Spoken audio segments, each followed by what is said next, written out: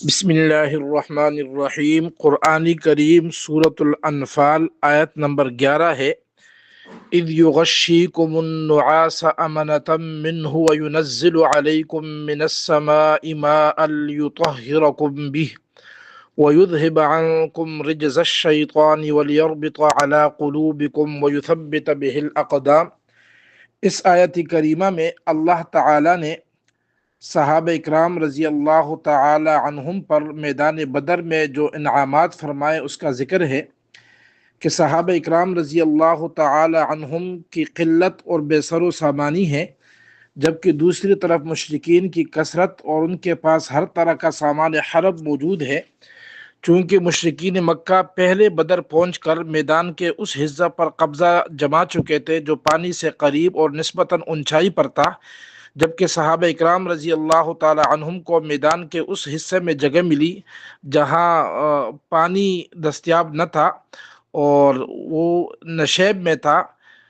جنگ کے لیے زیادہ موزوں نہ تھا، اس میں چلنا پھرنا دشوار تھا۔ ان حالات میں طبعی طور پر صحابہ اکرام رضی اللہ تعالی عنہم کو پریشانی لاحق ہوئی، تو اللہ تعالیٰ نے صحابہ اکرام کی پریشانی کو دور فرماتے ہوئے تمام صحابہ پر ایک طرح کی نیند اور سکینت نازل فرمائی، جس طرح کہ تفسیر ابن کثیر میں ہے۔ حضرت علی رضی اللہ تعالی عنہ سے روایت ہے کہ غزوہ بدر کی رات میں ہم میں سے کوئی ایسا نہ تھا جو سویا نہ ہو، صرف نبی کریم صلی اللہ علیہ وسلم ایک درخت کے نیچے رات پر نماز پڑھتے رہے اور اللہ کے سامنے روتے رہے۔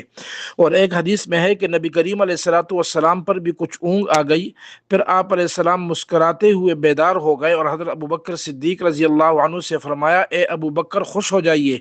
وہ جبریل علیہ السلام ٹیلے کے قریب کھڑے ہیں۔ اور پھر یہ آیت پڑھتے ہوئے آپ علیہ السلام باہر تشریف لے گئے۔ سیہزم الجمع ویولون الدبر، عن قریب دشمن کی جماعت ہار جائے گی اور پیٹ پھیر کر بھاگے گی۔ تو جنگ جیسے حالات کے اندر اللہ تعالیٰ نے خصوصی فضل فرمایا اور تمام صحابہ اکرام رضی اللہ تعالی عنہم پر نیند اور سکینت نازل فرمائی، جس سے صحابہ اکرام تازہ دم ہو گئے۔ اور دوسرا انعام یہ فرمایا کہ اللہ تعالیٰ نے بارش برسائی، بارش کے ذریعے صحابہ اکرام کی پانی کی ضرورت کو پورا کر دیا،